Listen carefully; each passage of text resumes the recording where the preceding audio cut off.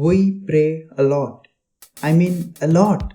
Before starting any work or beginning of any new thing, we ask and pray to God about our dreams, desire, and success. Even in this modern world, even after development of advanced technology, many of us still ask about our dreams to God. Why? It's just a religious belief, right? Maybe. Even I thought the same. But it's beyond just a religion. It's a science. Few months ago, I read a famous book called The Secret by Rhonda Byrne. There are many unbelievable things in that book. In fact, I also didn't believe some points, but it completely changed my perspective. Before that, I want to make things clear.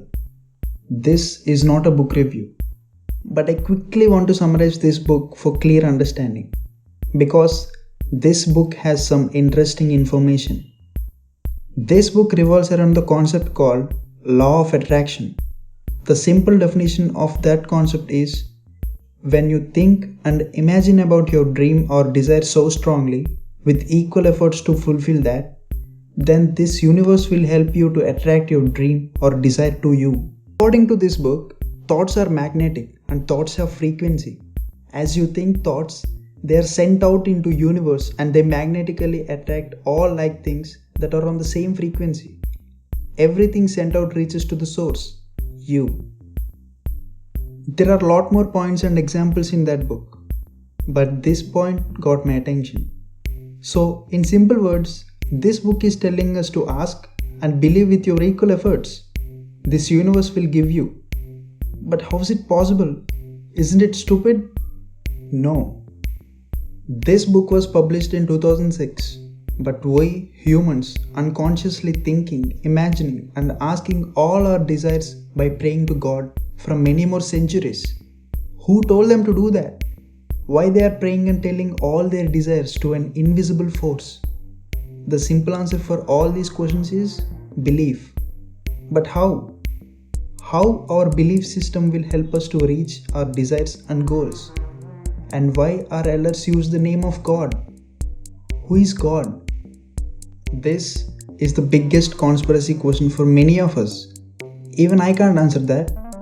But most of the humans believe that God created this universe and always listens to the living beings living on this planet. He not only listens to our problems and desires, but also provides solutions and fulfill our dreams if we pray and ask Him to give. There are 4,200 religions in this world. Every religion has their own holy books.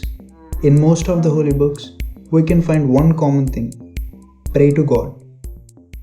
Here it's not about a God, it's about our belief system. So let's consider science and try to solve this belief system puzzle. As mentioned in this book, do our thoughts really have frequency? Do our brainwaves can really interact with this universe and fulfill our desires? Is that true? To answer that, I made some research regarding these frequencies and waves of brain. Yes, our brain produces radiation and electromagnetic waves. According to MIT Science of Engineering, radio waves and brain waves are both forms of electromagnetic radiation. Waves of energy that can travel at the speed of light. Even they started researching to measure the brain waves. There are many scientific theories and lots of scientific research is still going on this topic. And scientists also started their research through quantum mechanics on positive thinking and consciousness of brain.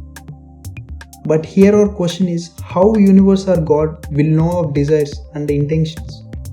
To answer that, I found some interesting experiments regarding this. One of the famous experiment is Rene-Posh experiment with 15 chicks and with an electric robot. As stated, in the 1995 experiment, after hatching from the egg, many species of baby birds adopt the first close-moving object as their mother. So, this is the robot which is randomly moves without any artificial intelligence. C'est en étudiant des poussins que René Péoc a eu l'idée de sa thèse de médecine. Il travaille alors dans un laboratoire de biologie animale quand il découvre la théorie dite de l'empreinte élaborée par le chercheur conditionné des poussins. And he made chicks ready to experiment. Pour cela, chaque poussin doit passer un petit robot. Et ça marche. And showed this robot as their mother. Transparent, et de voir une trajectoire complètement perturbée, soit vers la cage, soit à l'opposé. Donc, va-t-il y avoir une influence de la tirer le robot, ou est-ce que c'est impossible? He placed the chick in the glass box and turned on that robot. That robot started moving, and after some time, he experimented with all chicks in the same procedure. Mais là, on dirait que le robot sait où il va. Pendant 20 minutes, il s'approche doucement. And the results are surprising. Every time that robot coming towards the chick, the experiment stated that in 57 out of 80 of the chick experiments, 71%, the robot spent more time in the chick half of its range. This experiment is one of the best examples for strong desire and strong intention. And there are a lot more experiments happened on this topic, but in the most of the cases, the results are positive. So according to science and other experiments, the positive thinking concept is correct if we consider it as a correct, as stated in the secret book.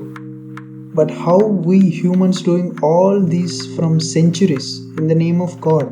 There is no quantum physics subject before early 1920s. So all the stories from the holy books and sayings from the religious people are true, which are impossible and unbelievable to think in this current generation. Should we take all these stories to the next generation? Before answering all these questions, let me tell you my point of view regarding the concept of God. Our lives are so beautiful. It's packed with lots of elements. Sometimes we will face good day and sometimes bad. But the hope drives us to think that tomorrow will be better. The belief drives us to think that we'll achieve what we want. That soul of ours always listen to everything which we can't able to express to anyone. If we give a shape or name and consider this hope, belief and soul as an individual person, then that is a God. God is a thought. If you think positive, then it's a God. If you think negative, then it's evil. Don't search God in the idols, statues and in some other places. God is within you. He is in your thought. Every holy book tells the same.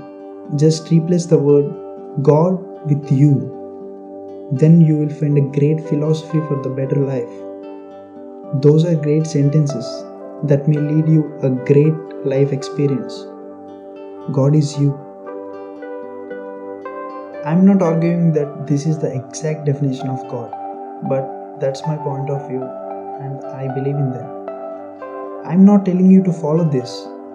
I'm just expressing my point of view. So I want to conclude that we can't completely ignore the religious beliefs.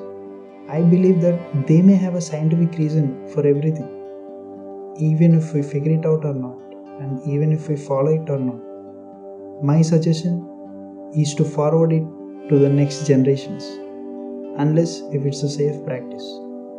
Maybe our future generations may figure it out.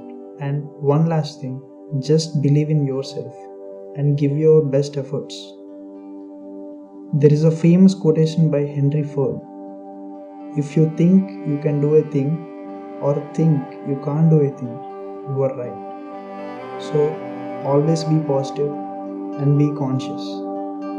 Thank you.